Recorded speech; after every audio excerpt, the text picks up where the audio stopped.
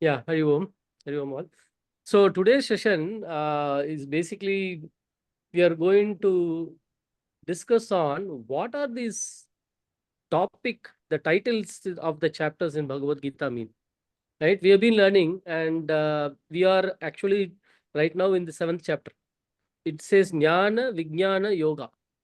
Right? So the question was like, what does this title mean for, and like, what is the takeaway from every chapter? Right? So that was the question that we had last week. And while we spent some time, but then like we realized like maybe we should know what these titles stand for, what is the message from each chapter, so that like we can relate when we as we go through the slokas in every chapter in our weekly sessions, right?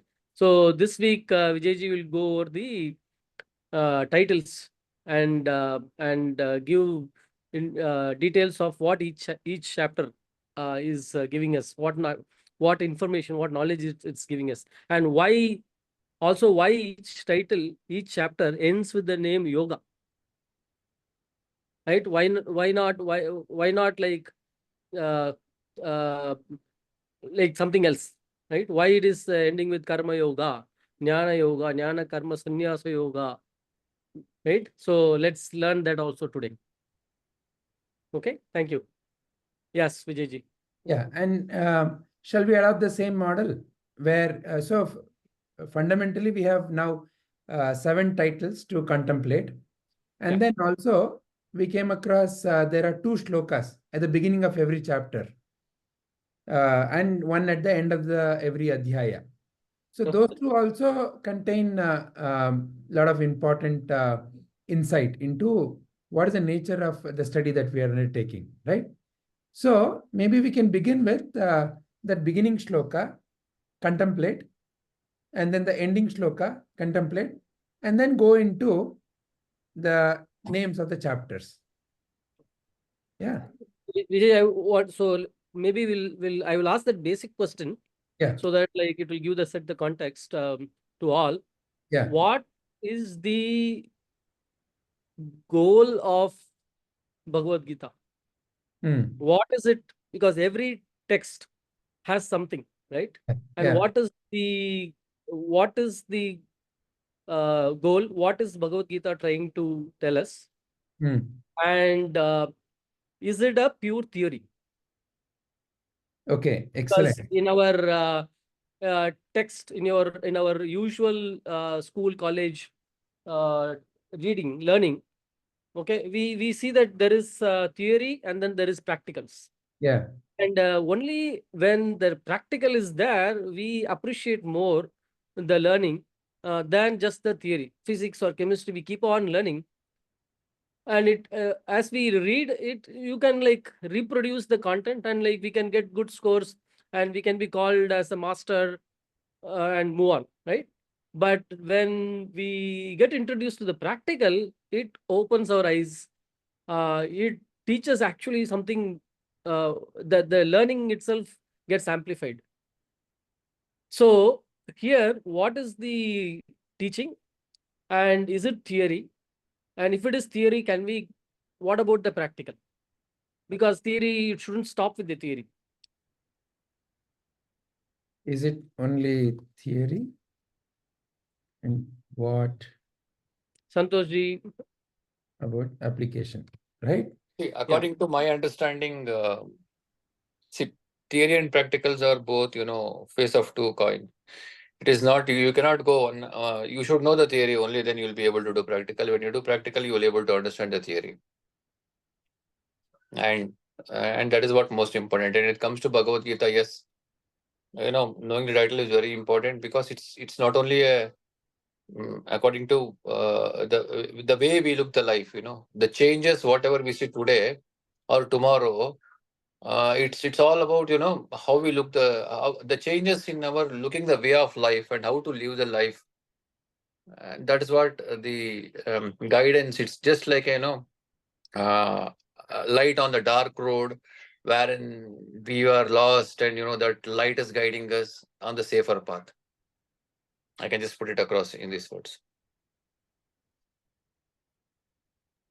Okay. So have you seen the practical aspects in the Gita of what it's trying to teach, and what is your understanding of what Gita is trying to teach us?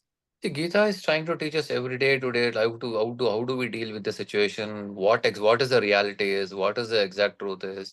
And so far days, without understanding the proper terminologies and context of Gita and context of the life, basically if you ask me, we were just living a life of a casual life without proper, as if that this world is made for us to enjoy and this world is there to uh, you know yes, all suffering to me. Yes, I am crying. Yeah, I am suffered, and I have hurt, and I am happy today.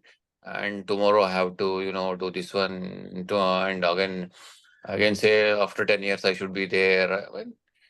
These things were these were all the limited goals which we had set ourselves in. I need to, or do something to my kids. They should not suffer like us or whatever XYZ things that is, coming day to day things. Whatever that we suffered, that should not be part and parcel for my kids. And this is how the way we were living. And then slowly, when we started the journey towards the spirituality, and when we come across Bhagavad Gita or Vedanta or Upanishads, right?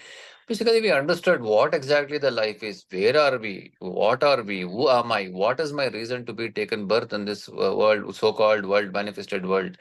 And that gives us a lot of insight and journey towards how do we lead the path. Yes, by doing the karma yoga, what exactly the karma yoga means, everything that gives a lot of insight, and to to proceed our journey into day-to-day activities. This is what I understand. Mhm. Okay. Okay. Thank you.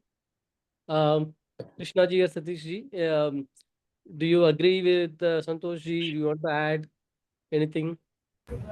Yeah, I would agree upon what Santosh is told. Like, yeah, most of the things. Yeah, I mean, almost everything. I would say. Yeah. Okay. Yeah, Okay. Yeah. yeah, Sarvananji. Yeah, sort of a ready reckoner, or like any critical phase of our life, stuck. If we are stuck and we want to look for direction, Hmm. uh, Gita gives us the right direction and right guidance for that juncture. Yeah. Okay. Okay. Thank you. Yes, Vijay ji. And let's also hear Shubhaji, you, let's all, like how we usually do. Let's Hmm. discuss together. Yeah, Shubha ji. Yeah, the basic uh, thing itself is it is set in the Kurukshetra. Where what is Kurukshetra? Kurukshetra is nothing but our mind.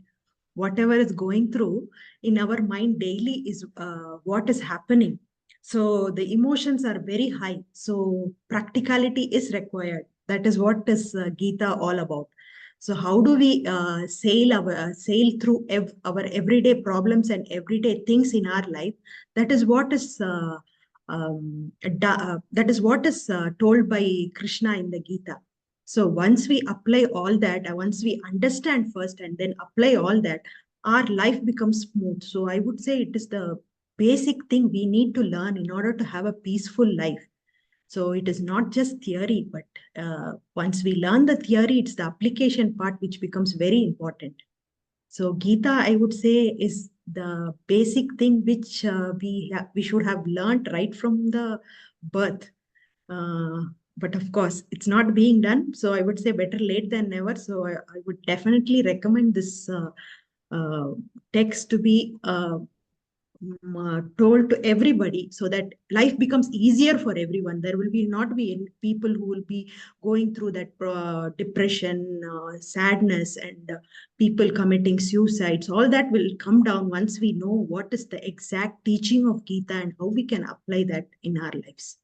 And personally, yes, Gita, after coming to these classes and after learning about Gita and the basic what is there in the Gita, it has helped me a lot. It has made me a better person, and I'm able to control my emotions, or rather channel my emotions in a better way, and uh, know the actual purpose in life. Yeah, thank you. Definitely. See, Yeah. I just wanted to share Mhm. one thing, Mhm. Sarvanji Vijayji. Like, as Shubhaji was mentioning, right? The insight what we got earlier when we were and chanting, attending AVC classes, right?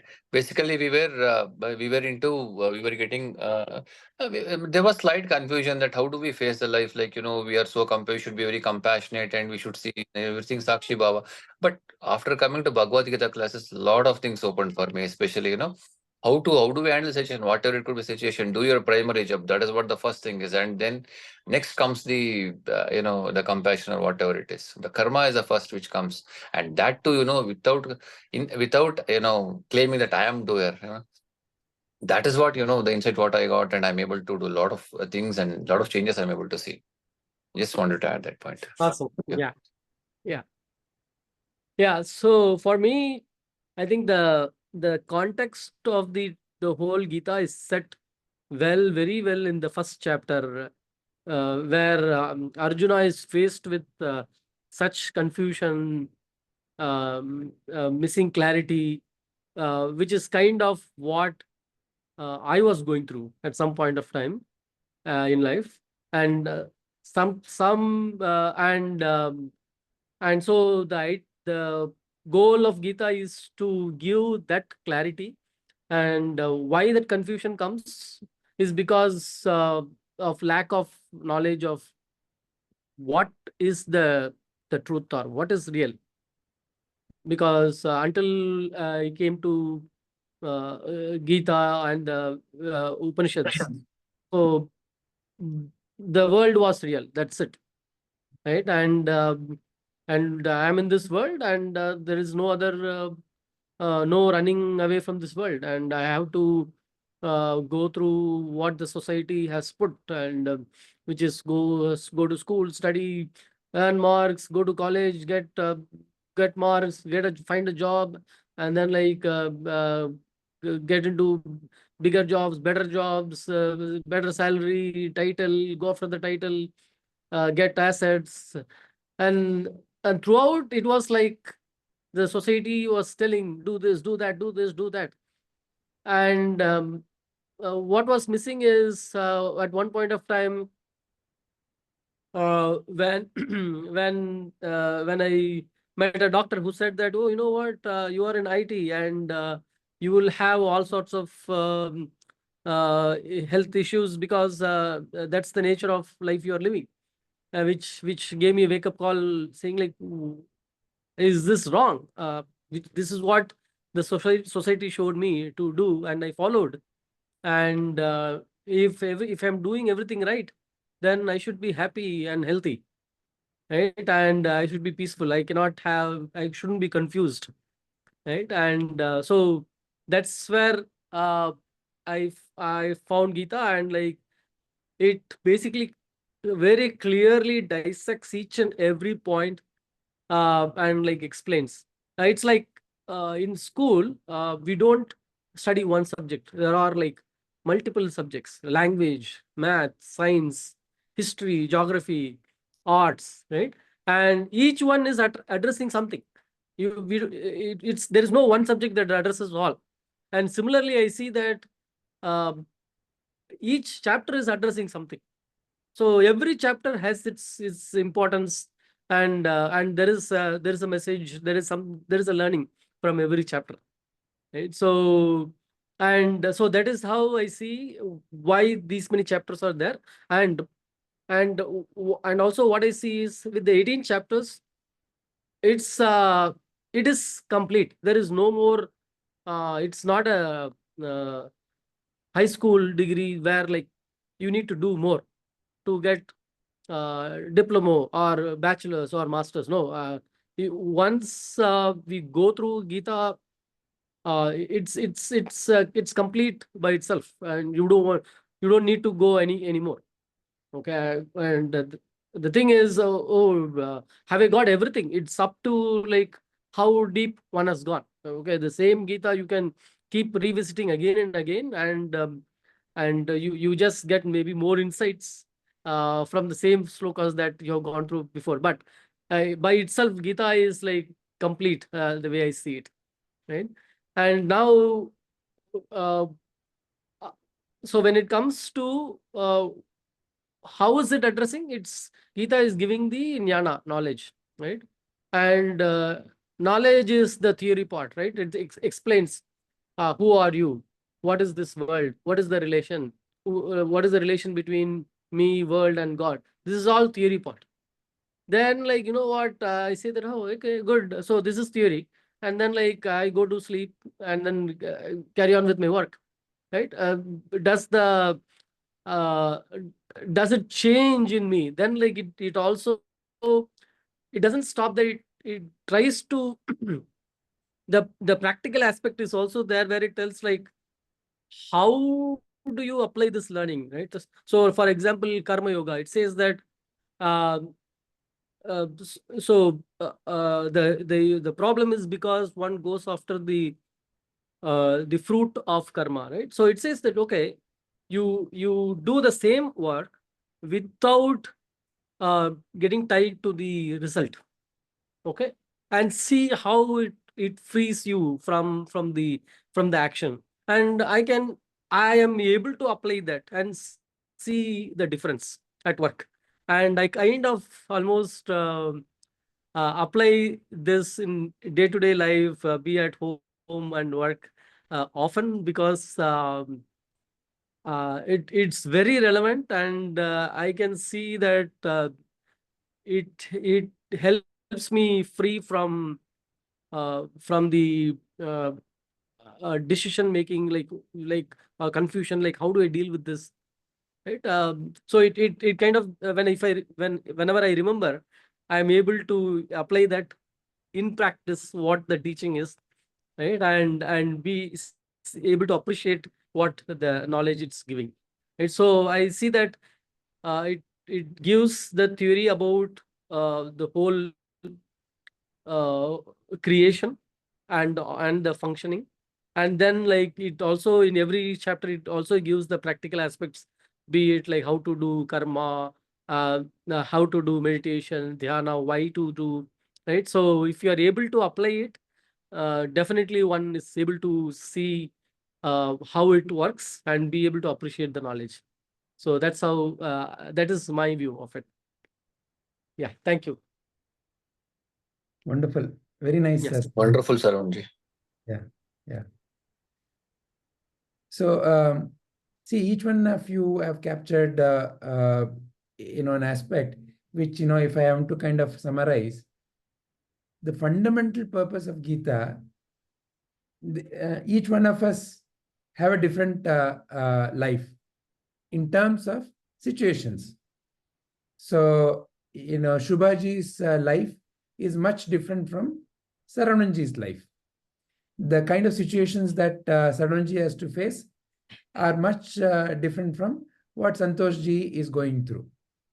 So, like that, for each one of us, situations are extremely different. There doesn't seem to be any commonality, right? One of us may be going through a teenage child problem. One of us may be going through a work-life balance problem. One of us may be going through a financial trouble. So like that, situations are multiple, hundreds of situations, each one of us. But the beauty of Bhagavad Gita is it's a guidebook for each of that situation. Whatever may be our life situation, if I focus on the Bhagavad Gita and its core messages, in my context, I can see the relevance.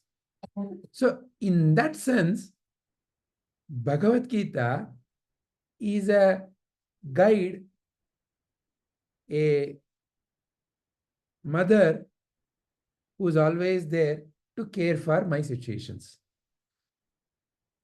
And in that way, it cares for me. So, of course, there is a biological mother, and she also cares. She also gives a lot of love. And the kind of the love that Bhagavad Gita gives helps me to deal with all situations of life. So that is the fundamental beauty.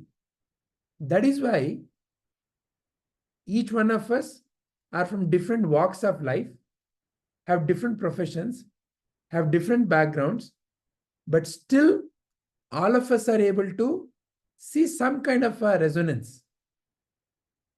Not only that, some of us are just school-going children. We do this Bhagavad Gita sessions with children also. Children as young as 7 years, 9 years. They are able to find meaning. What is their context of life? Go to school, Appa Amma is taking care. You only have to study. You have to only play with friends. But there are also situations. A child may be going through somebody else bullying.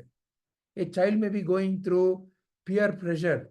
A child may be going through, I'm not good enough feeling.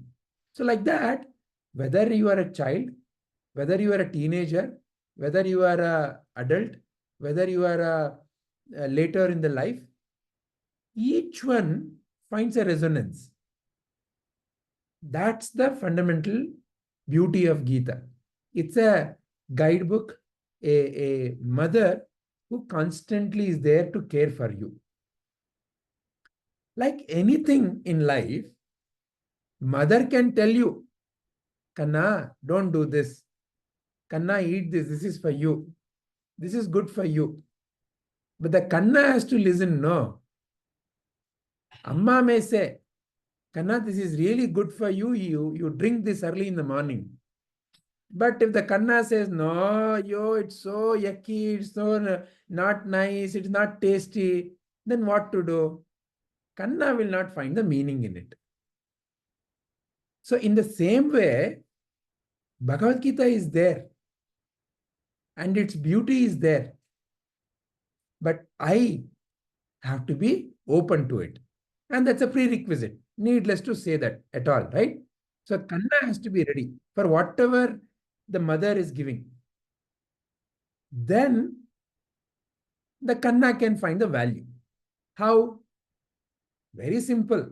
In life, whatever you and I do, whatever it may be, you and I do based on certain knowledge. Is it not? Even when I say I don't know something, I have the knowledge that I don't know something. So therefore, I am here to find out something more about whatever I don't know about. So in that sense, knowledge is what I always convert into some kind of an action. If somebody comes and says, look, there is something burning, a fire, keep your hand. It's the knowledge that is in my mind which tells me that, keeping my hand will burn my hand. So application, in other words, what do we mean by application? Action. Action follows the right thinking. If I have the right thinking, right action follows, and there's a greater chance of success with that particular action. Greater chance. But the beauty of Bhagavad Gita is it also helps you and me to define what is success. One another way of looking at Bhagavad Gita is it's a guide for your success. Okay, but not like that management gurus. Success, be the most powerful, especially in YouTube, you go there, constant advertisements come. Are you afraid to speak in front of people? When you speak, are they not listening to you? Develop your power. So that kind of a success, that's a very, very tension-oriented success. But Bhagavad Gita gives a very relaxed success, a very joyful success. How can success be joyful?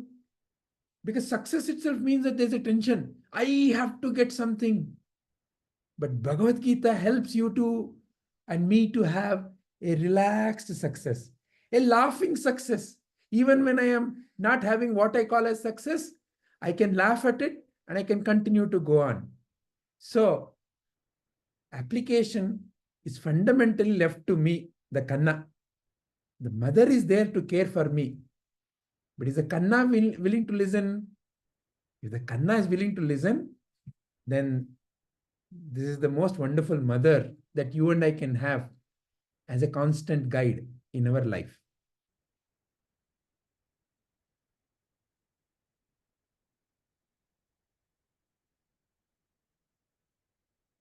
Anything more anybody wants to say or ask on these two?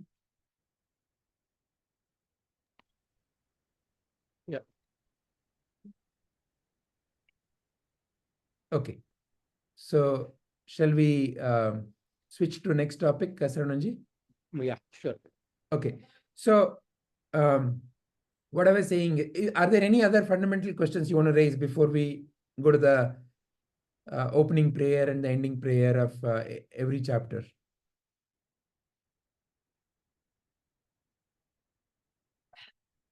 Vijayji, Yes. you were talking about the success, right? Yeah. You just told about the success, but even claiming success is again not. I mean, how do I? Because see here, when I'm in neutral, either success or failure, I'll take it as in samatva bhava. So, but when you say success, how do I understand? That is a beautiful definition of success. That success and failure, winning and losing, both are part of my success, is a valid definition of success, no? Wonderful, wonderful answer, Vijayji. Thank Yeah. you so much. Got Did it. I got we it. done I got somewhere? it. That, where they hear that story where Mantri and Raja, like where the Mantri keeps telling Raja, whatever happens, it's the wish of God.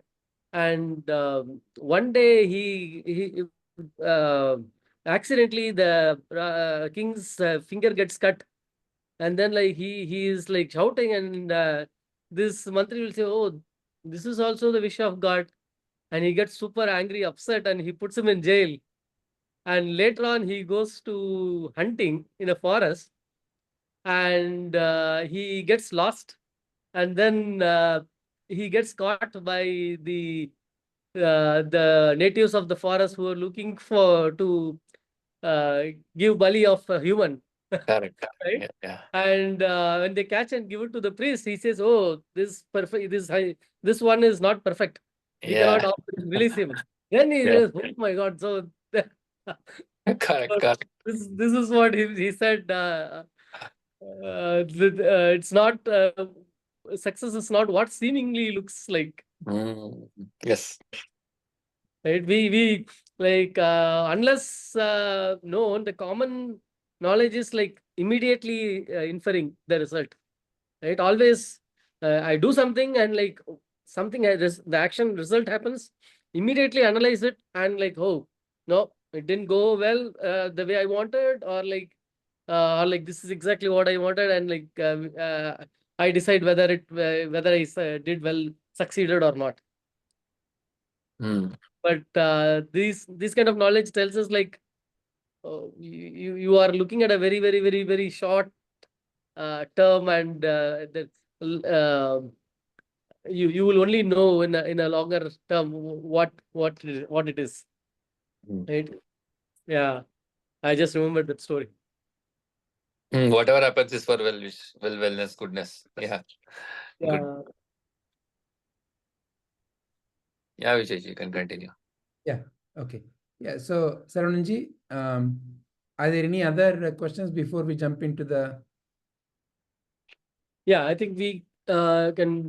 Yeah, we can go to that prayer, the Opening shloka. ending verse, and we can look into it. Yeah. Okay. So you want to chant this, Shubhaji? So this is usually the beginning shloka in every chapter. So first we will chant the shloka, and we will have a contemplation, and then we will move on to the ending shloka. ॐ श्री परमात्मने नमः। अथ प्रथमोऽध्यायः अर्जुनविषादयोगः। Salutations to the most auspicious divine in all. Henceforth, first chapter named Yoga of Arjuna's Sorrow. This is how every chapter begins.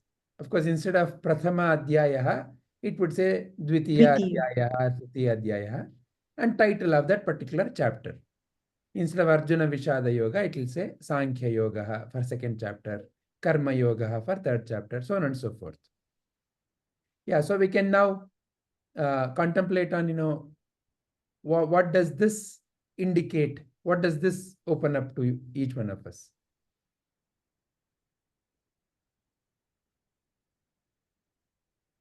Yeah. Yeah, go ahead, sir. Santosh, you want to start? What does the yoga of Arjuna's sorrow mean? Actually, no. I have to go through this. I mean, give me next. I will start.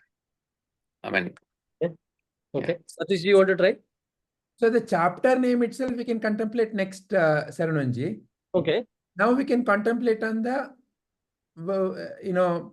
what is the relevance of beginning every chapter with this location, right? Because anyway, we now have chapter by chapter name contemplation. Okay. We'll see next. Okay. So we can focus on, why does every chapter begin with Om Shri Paramatmane Namaha? And then anyway, next is more of a very factual. Prathama, Dvitiya, right? It's kind of giving a sense of an order. It's an ordered list in our software terminology.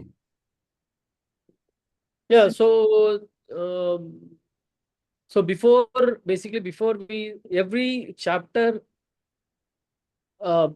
is giving a special knowledge. Okay, so before we receive that knowledge, right, the way I see it is like first pray to that divine from whom the knowledge is coming, and how are we praying to the divine? Is there a name for the divine? So here the name is, there is no name being used. It is said like the most auspicious divine, Paramatmane. Right? So the nameless, formless divine, right? So it is the highest one, right? From where the knowledge is coming, right? This is not written by a human, right? So it is coming from the highest source, right? So first, by praying, I am ensuring that I am ready to receive that knowledge. I am making myself ready. How do I make myself ready to receive a knowledge? What we all have heard is like, before one goes to receive something, you need to have the vessel empty to receive. If it is full, whatever knowledge someone is going to give is going to overflow. You are not going to get it. And what does it mean for me to make that vessel empty? It's like mentally preparing myself that, what I think I know is the right thing. I'm going to keep that aside. I'm going to learn what is that it's coming from the highest source, and I'm going to ensure that I'm going to receive it completely. Right. So one is keeping it empty to receive. Number two, to receive, even the vessel needs to be clean, right? So that whatever knowledge I get is untainted. Now, first of all, it cannot be tainted, but for me to take it in, it needs only that vessel, which is in my case, the mind which is receiving this knowledge needs to be pure to be able to receive that knowledge in the purest form, so that like I don't apply my own theory or logic over the knowledge that is being received. I have to receive it as is, right? We all know that like when A tells B and B has to tell to C, there is some masala being added, and C has to tell D, more masala gets added. No, for the knowledge to flow, it has to be pure with no additives, right? So it's a clean vessel and an empty vessel, and I'm making myself conscious by with this prayer that I salute to you, to this most auspicious divine. I'm ready to receive in the purest form. Right? That's how I see it. Very nice. Shubhaji, Satishji. I would like to listen from now on, sir. I was waiting for all this. Okay. Satishji, you have any viewpoint? Yeah, Vijay, I believe, I think it is trying to, it's referring to the uh, uh, statement that I am that, the divinity is there in everyone's. I think that's where the salutations is trying to bring, to the surface that part, so that we, return back to that divinity. That's what I The see way. that. Yeah. Wonderful. Santoshji? No, Om Paramatmane Namaha means, in the entire universe, that is the only one thing which is unchanging and always truth.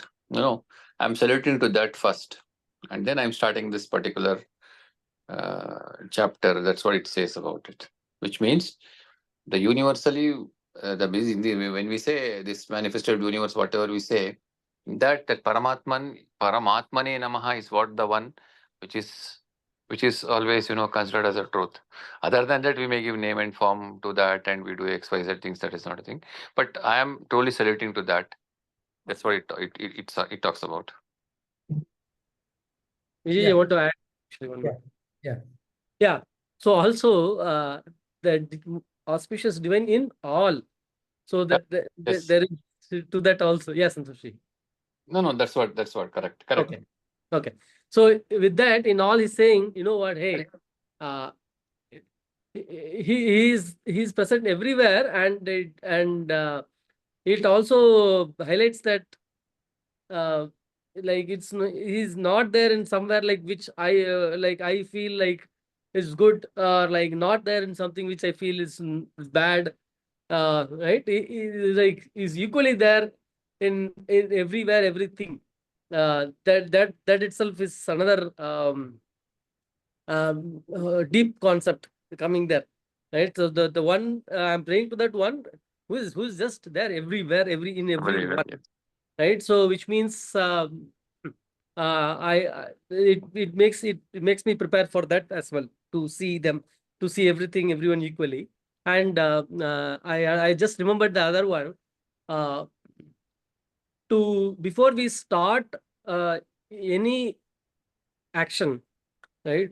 We always pray to Ganesha, and there is this that why, right? Because when I do it through an action with the mind, what we call it as a human effort. Human effort only goes to some extent, and for that effort to become 100%, you basically need the divine to be with you, to guide you always, so that, like, if there are any other interruptions during that effort, you don't stop, and you are praying to the divine to ensure that, like, be with me and help me throughout the journey, so that I reach the goal, right? So it's very important to have that prayer before starting any effort, because the human effort doesn't take you to the fullest, to the final goal, right? So any effort done without the prayer is missing something there. So I just want to add that also. Excellent. So we can consider a few other viewpoints. Bhagavad Gita is about transformation. Transformation requires transmission. So only when electricity flows into a fridge can the transformation called cooling happen. In a similar way, Bhagavad Gita is encoded with the power to transform, which means when it is done with the right circumstances, it actually is a transmission and not just any other text. How it is so? First and foremost, the language in which it is constructed. The language is Samskrita. Samskrita is called as Deva Bhasha. Why? What is Deva?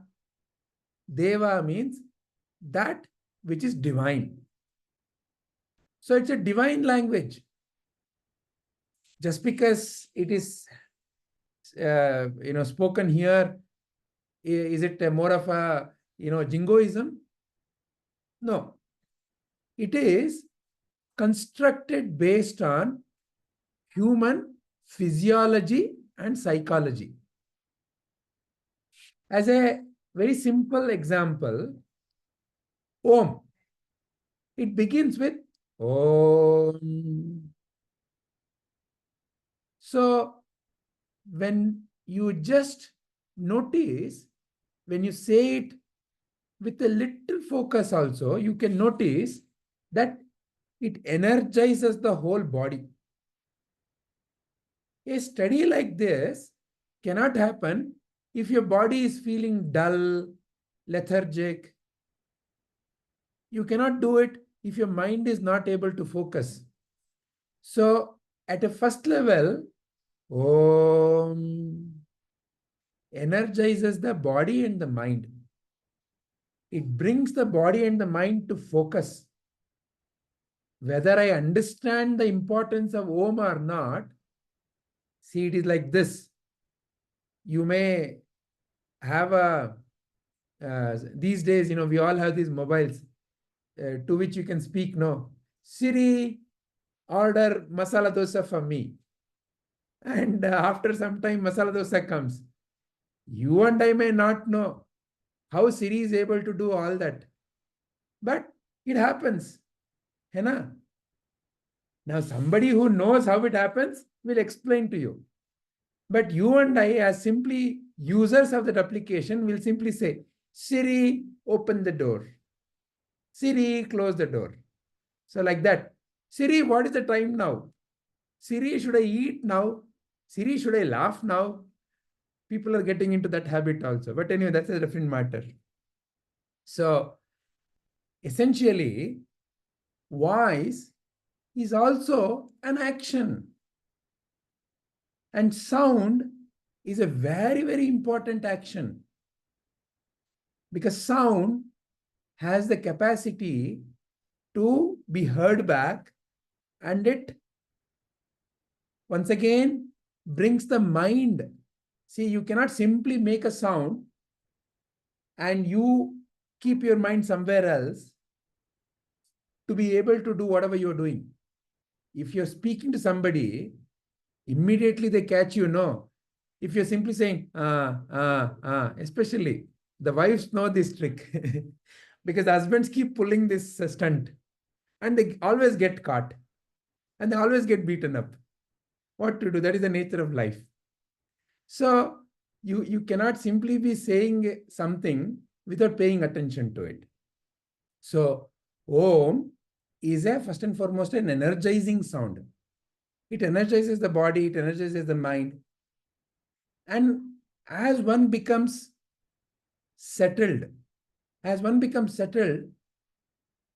higher and higher dimensions of Om start opening up.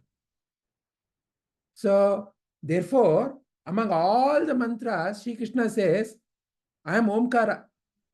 In Bhagavad Gita only. Krishna says, I am Omkara. Means what? In a way, Omkara is the beginning and the end of the journey for you. Omkara has everything that is needed for all the necessary realization. Is essentially what he's saying. How it is so? As one becomes subtler and subtler, many, many dimensions of Om start opening up. But it is beginning with Om.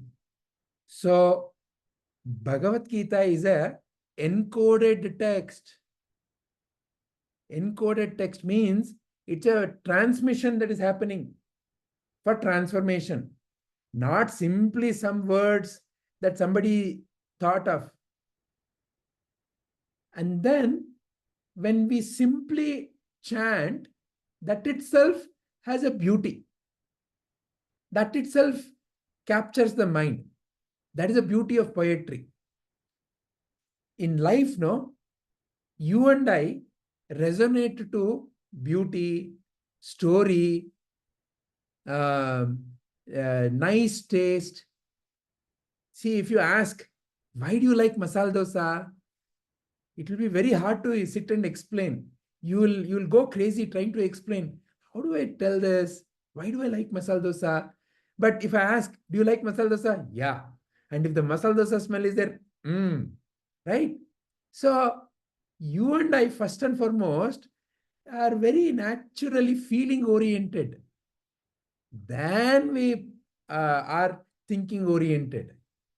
So the feeling, so in a way, the transmission is happening through the moment you and I say, Om Shri Paramatmane Namaha.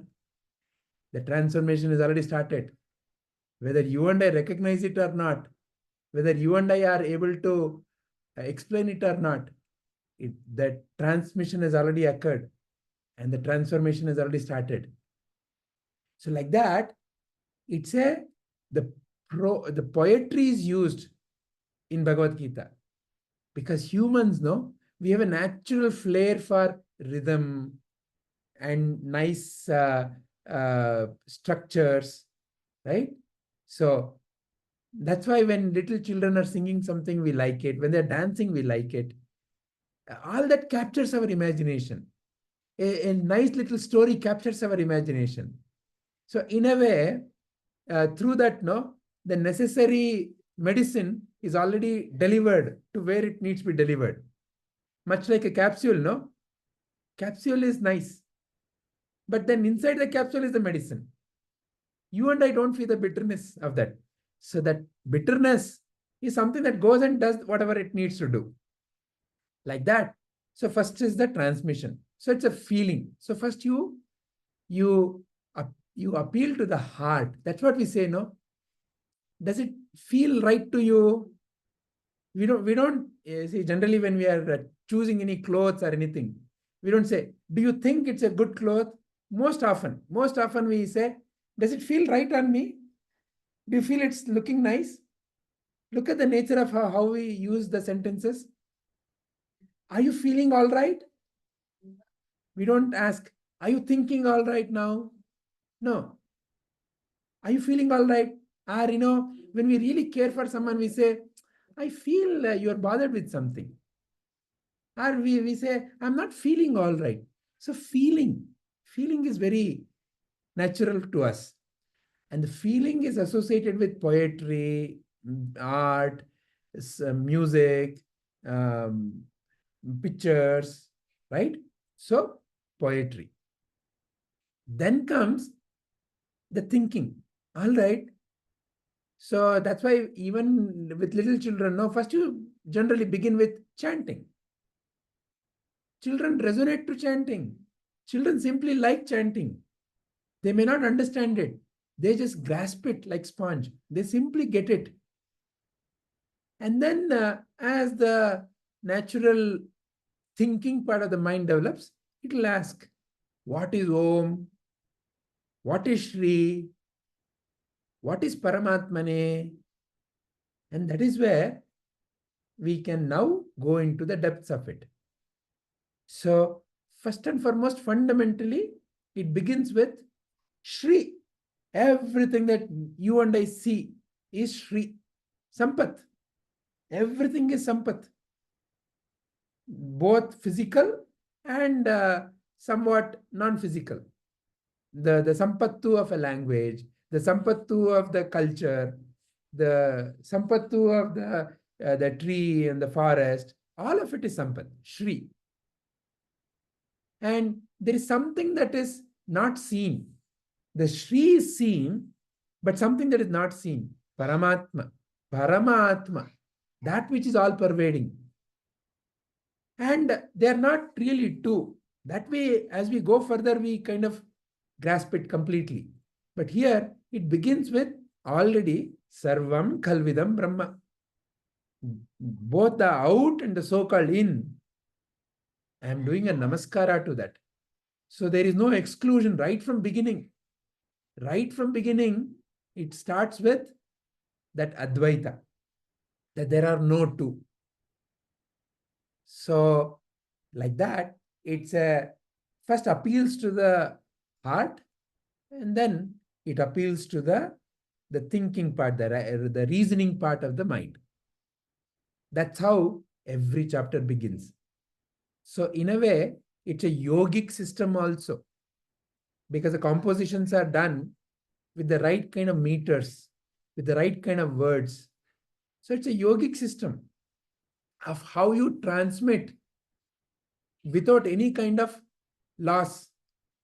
Most of us, especially those who deal with computers, we are constantly bothered with data, having the right information, right? Data is abundant, but does it have right information or does it have noise? That is what you and I constantly deal with. Any transmission for that matter, if it transmits without loss of what was originally intended, most often that's what we deal with now in life. I said something, but they understood something and they did something else. But I didn't mean that. That's what we deal with in life, right? You said something, they understood something else. So there's a loss of transmission. I said, but they didn't grasp it. Why that occurred? How that occurred? If I am careful, I will start noticing. Maybe it is my body language. Maybe I didn't ask relevant questions. Like that, there may be 100 different reasons why the transmission loss occurred. But look at the beauty here. This has been composed thousands of years back. And without losing the fidelity, it has to transmit the truth. So it's an incredible piece of both science and technology. Both science and technology.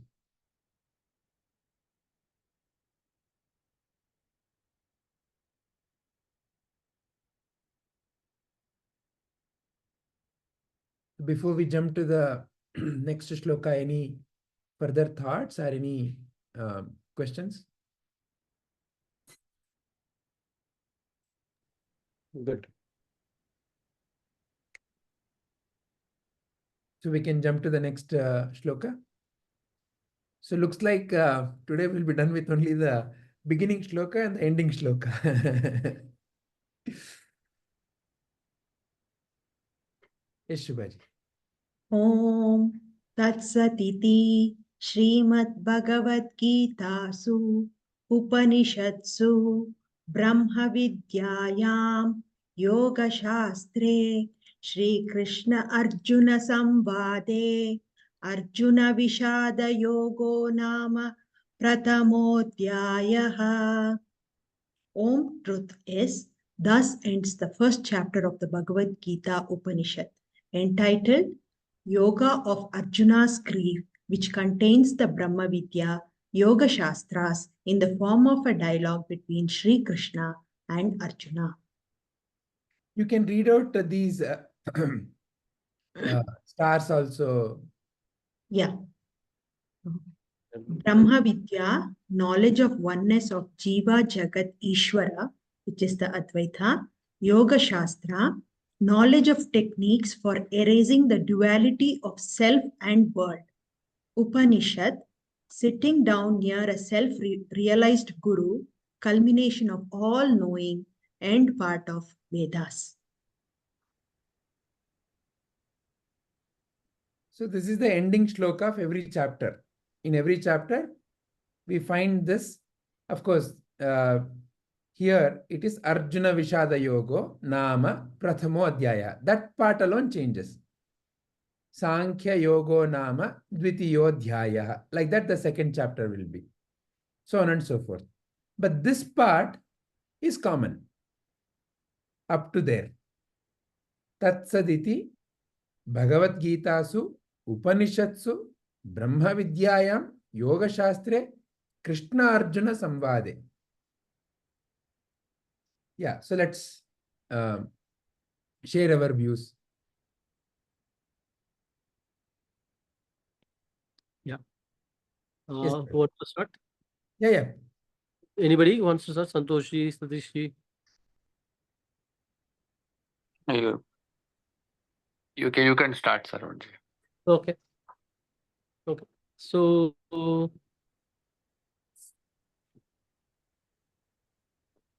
it ends with it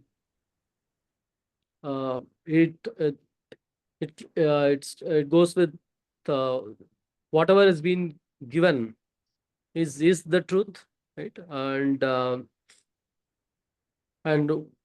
whatever it is, whatever the content is, it contains this Brahma Vidya. Okay, so that knowledge, what knowledge it is it the, like, how do we classify the knowledge? Is knowledge of science, or knowledge of math, knowledge of history? Here it says knowledge of it's a Brahma Vidya, knowledge of oneness of the Jiva Jagat Ishvara. Okay, that's the knowledge. It is the first chapter is, or every chapter is delivering this knowledge, Brahma Vidya, which is the oneness of the Jiva Jagat Ishvara, and that is the knowledge. And then also the techniques, Yoga Shastra techniques also. What for techniques for what? For erasing the duality of self and the world, right? So first it is saying the three parts which we are able to clearly identify: me, God, and the world. It said, like, the knowledge is like they are all one, and if they are one, I'm still seeing them as different, right? So how to erase that that duality, the reason for seeing different, that technique is the Yoga Shastra, right? That is also given. And how to learn this? How am I learning this? Upanishad, so which is sitting down near to a self-realized master, guru, right? It is not something I learn from reading a textbook or from internet, self-learning. No, it cannot be learned just by reading. One has to sit near a guru, who is near a master, who is realized, who is, what does it mean, realized, self-realized, uh, who is living by the teachings of this Gita, right? The master is teaching, and the teaching is about, since it is about us, about every individual, one should be able to see the master also living by the teaching, right? It is not that the life of the master is not in sync with the teaching, right? So that's why it's a self-realized guru, and like you sit near the guru. Why do I have to sit near the guru? To be able to sit and clarify the doubts, and I have to listen every word, and then, like, contemplate and clarify by asking questions, right? And it results in, and another meaning of the Upanishad, it's saying it results in knowing of everything. There is nothing beyond this. This is the final. This is by knowing this, like, one is able to apply to all the things, whatever needs to be known. One should be able to apply it. Only when it has reached that level, it like one has completely gone through it and learned, right? You should be able to see it. And this is the same thing that is also given in Vedas, at the end of the Vedas, which we call as Vedanta, right? The same message what is covered in Bhagavad Gita, it is also given in the end of the Vedas as Vedanta, right? And we want us to learn this by sitting near the Guru, who is a self-realized master. So I say. Thank you. Nice, Arunji. Shubhaji, would you like to? Okay. Satishji? Vijayji, I feel that this is a sort of a high-level summary, this particular stanza telling you, trying to give you a gist as what all the previous shlokas dealt with, and we are about to begin onto a new chapter or new yoga. Wonderful. Santoshji, your viewpoint? Yeah. When it says Om Tat Sat means the real truth, and Brahma Vidya, Yoga Shastra, within the sense, the one who is the real truth, and who knows what is Brahma Vidya through Yoga Shastras, he is the one who is actually, um, explaining what is the what exactly the what do you say, Vishada, that Arjuna Vishada is all about, is what it says. That's what I understand. Okay. Nice. So again, what we keep telling ourselves is what we are able to kind of manifest. What we keep talking about repetitively is what kind of occurs. So the beginning was with Om. Om Paramatmane Namaha. Again, the same Om is being invoked. Because Om is not just a simple sound. It also has the potency, because where it begins and where it ends, where is the end of the Om? So Om, like any other sound, begins in silence, ends in silence. So what is silence? Silence is the truth that is all pervading. Sound comes and goes. Silence is always there. That Sat Iti. That is truth. Truth is. We cannot say truth was. We cannot say truth will be. We cannot say truth is happening. So truth can only be is. Truth is. The only thing that really exists is truth. What is that? There are various aspects to it. That's a separate thing.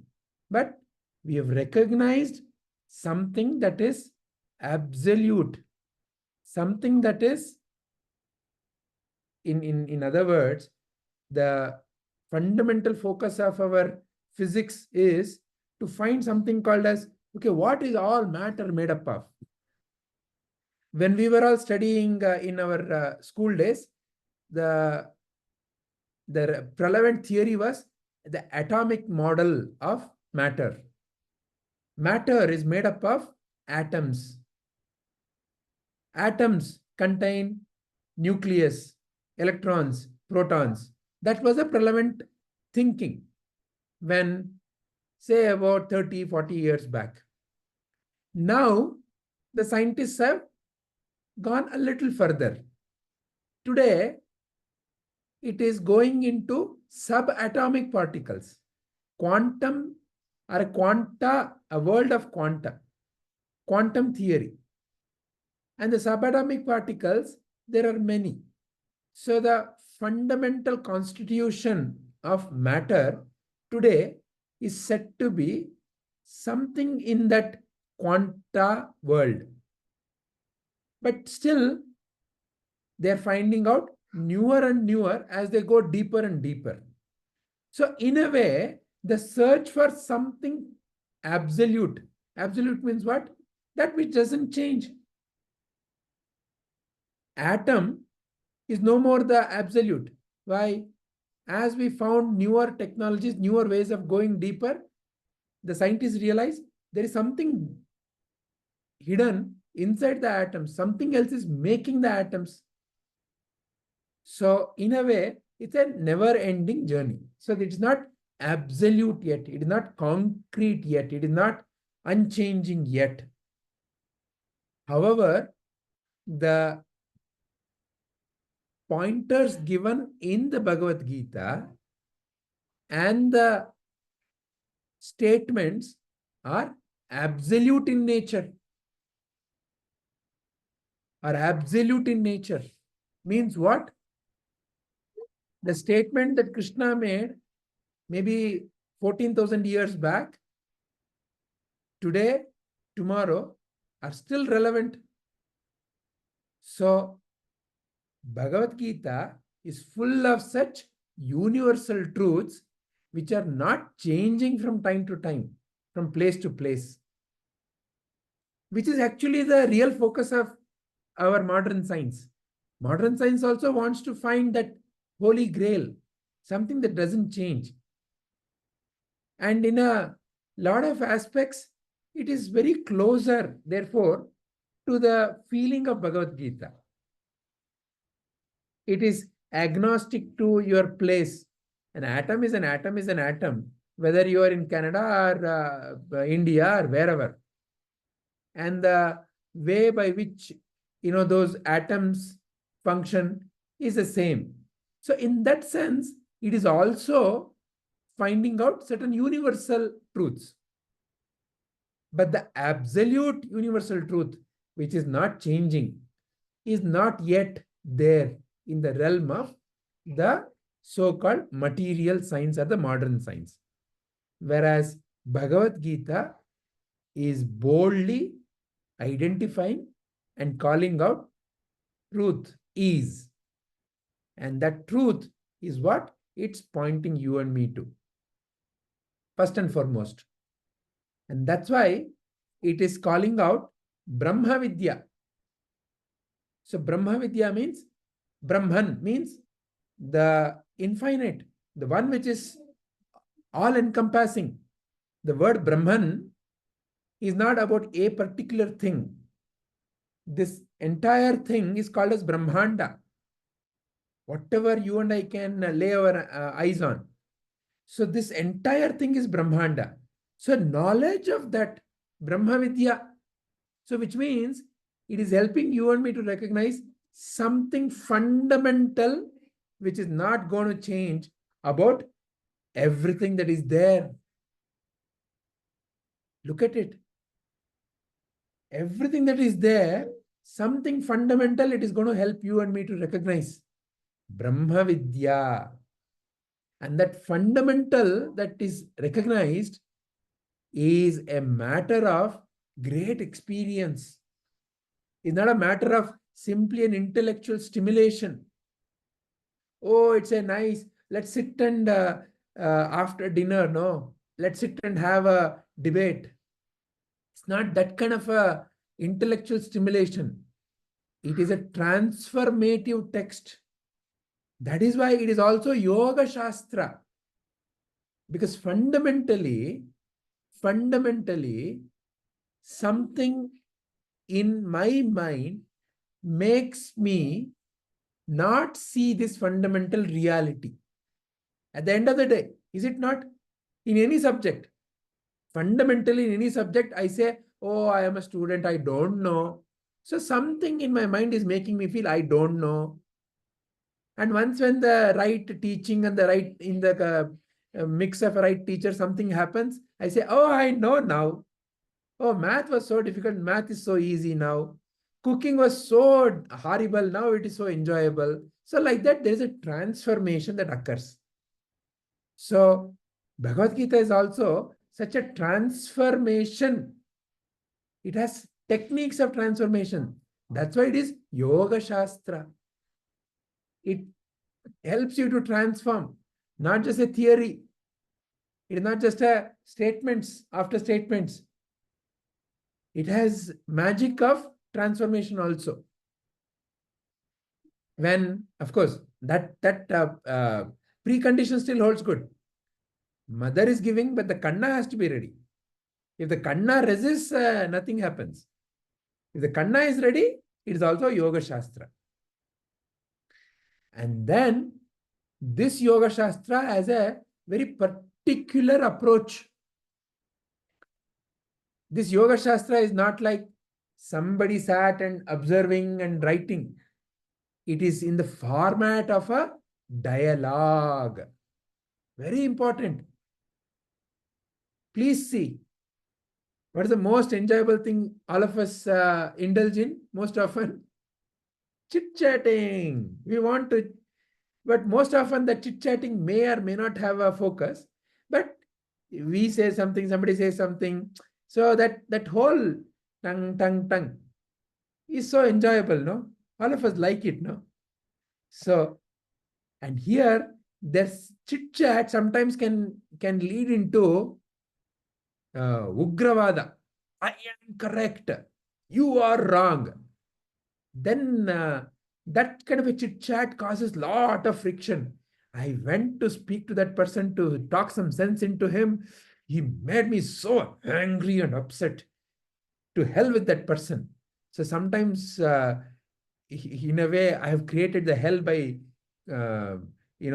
wanting to curse a hell on another person. Because to curse hell on somebody means I have to first feel that hell within me. Because I have to know what I'm cursing. Forget about anything else in life. If I'm cursing somebody, you dog, I must know what that curse really means. Otherwise, how can I curse something? No. So, dog means what it is.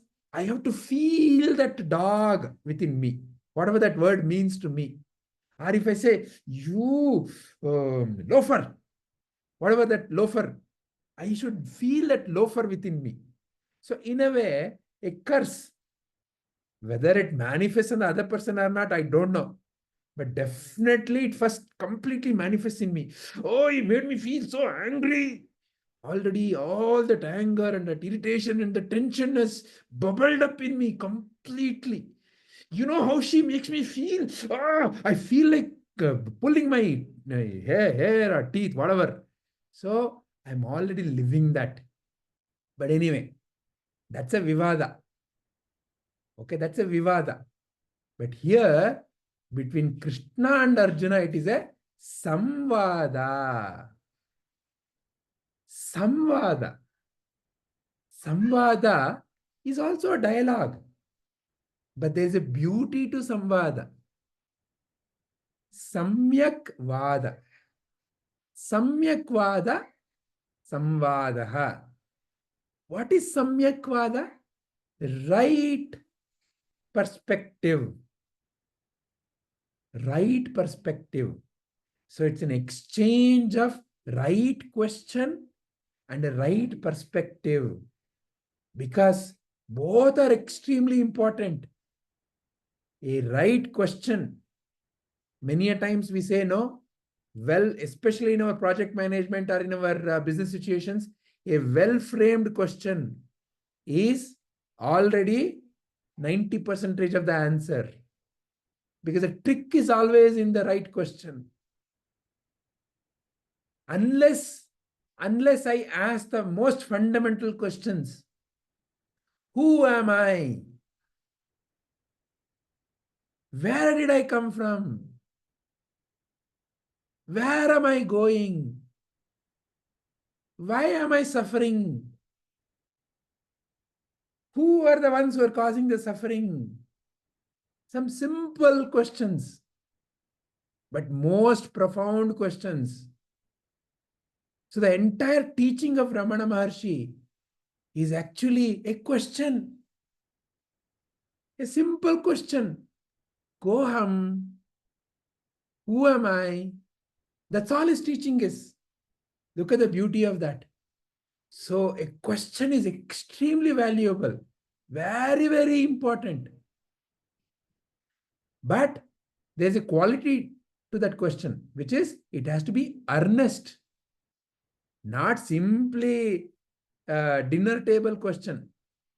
Or, oh, let me show how I can ask questions. Let me test your knowledge. That question is not going to be transformative.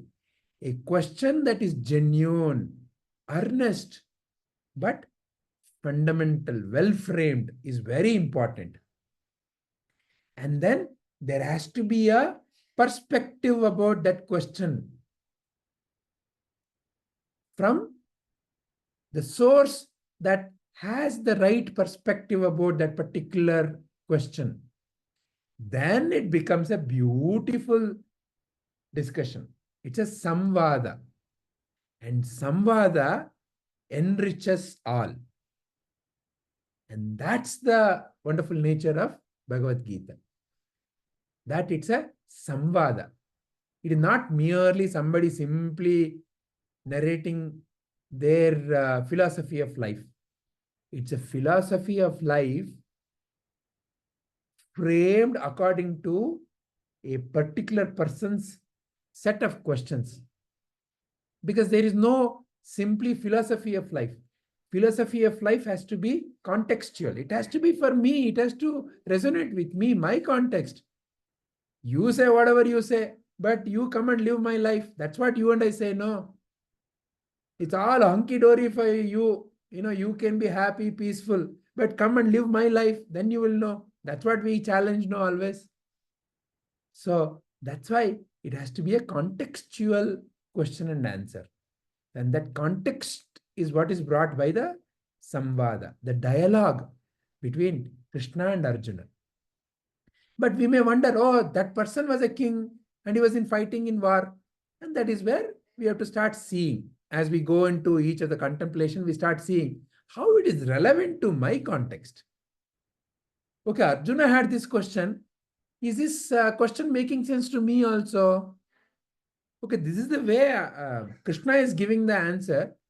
Does this answer still hold good? So that samvada then has to happen within me. So means what? Krishna, Arjuna. The Arjuna in me has to ask, Krishna in me has to answer. But if I do that without Bhagavad Gita, that also we say, no, I only asked, I only answered. But then the fundamental content has not changed, no. Here there is Krishna's view and Arjuna's question. Then I can kind of tune. It's a tuning technique. It's a tuning technique. A right question and a right answer, both are there. My question may not be as sharp as Arjuna's question. My answer, my own answer may not be as correct as Krishna's answer. So therefore, in a way, now by avahana, avahayami, we do know during puja, we have to do the avahana of Arjuna and Krishna.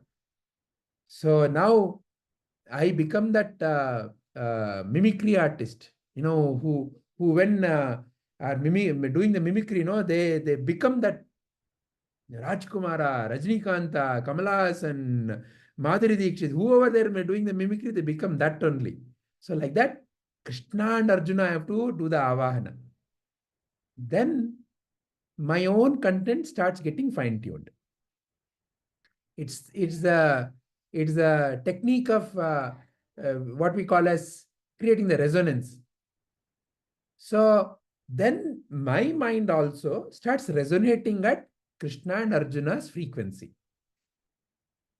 Then the viewpoint will be seen. Simply all the phones will not answer when you call your husband's number. Only your husband's phone will answer. Why? It is tuned to that frequency. So like that, it is a tuning system. So that's why it's Yoga Shastra.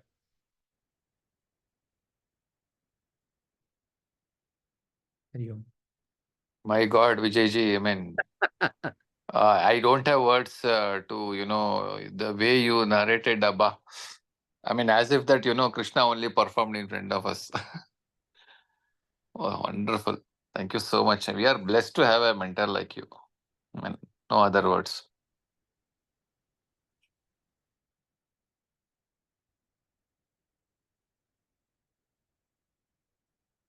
It is the beauty of the Bhagavad Gita. It is the beauty of the Satsanga. It is not a person that matters. It is the beauty of the Sadguru's grace. So, yes, all of us are equally important for this yajna. Without one, the other will not be there. So, one cannot be given the complete credit.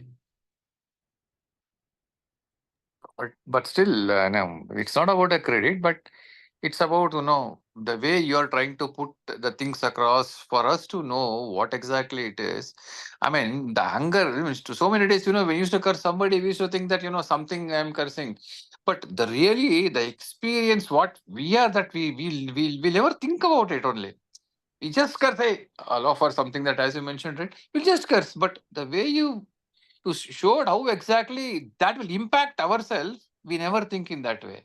I mean, when we think in that way, I mean, that curse will never come. I mean, that is what I take home for me, if you ask me. I Yes, mean, in that way, I got so many things. Yeah, absolutely. No words. I mean, I am stunned. No words, Vijayji. Thank you so much. yeah, it's very true that not just cursing with words, even that feeling, right? Uh, I see that like it makes the change in the body. Like Mhm. it goes through that body to create that effect that the individual wants to create, right? And Yes. these days, like as we get conscious, right? You don't want to do. I tell myself no, you don't want to do that because you you you make your body only go through that ill effects. You're Correct. not actually making someone else. Yes. Right. So yeah, very true.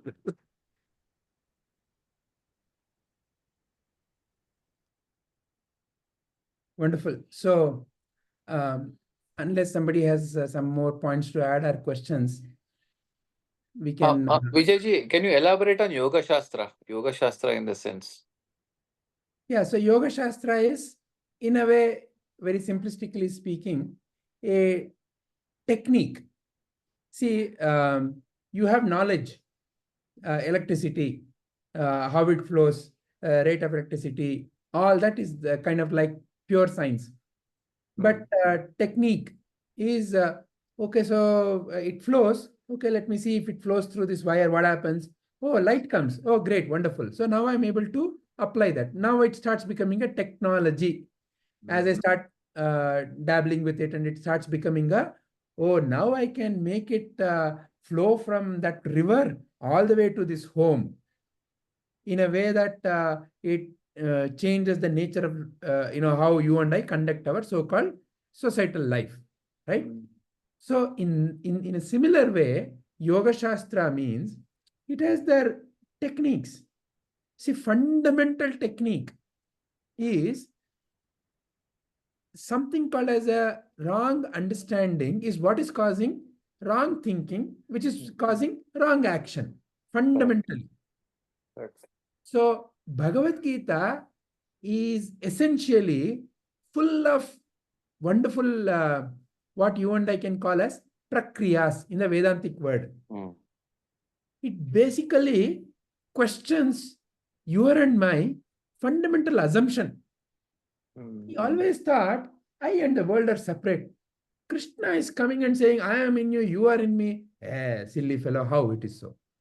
So just that simple, if I honestly ask that question, then it starts addressing my own assumption about, okay, why am I saying that? So in that sense, it addresses the most fundamental set of assumptions on which I have built my model of life. And as that fundamental assumption is punctured, that's what leads to aha moment. I get it now. So it's a technique. Yes. Thank you, Vijay. Yeah. Got it.